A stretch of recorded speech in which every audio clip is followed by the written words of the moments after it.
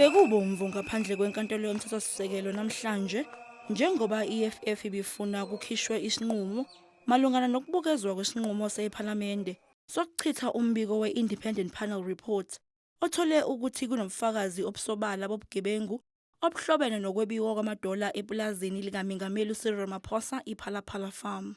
Release it. We know that Ramaphosa is guilty, and the delay, more than anything, is a manipulation of the outcomes of that which you have already judged upon. Leli qembu liphinde lakhwela ladilika kumalungu ePhalamende lithi ahluleka ukwenza umsebenzi wawo njengoba ngo-2023 anqaba ukuba kusungulwe ikomiti lesikhashana elizophenya izinsolo ezazibhekene nomengameli nezifaka phakathi ukukhobanisa imali kanye nokuziphatha okungafanele. Ramaphosa today would not be a president of this country had the National Assembly decided to hold true to its roles and responsibilities to hold the executive account. But it became an extension of the ANC.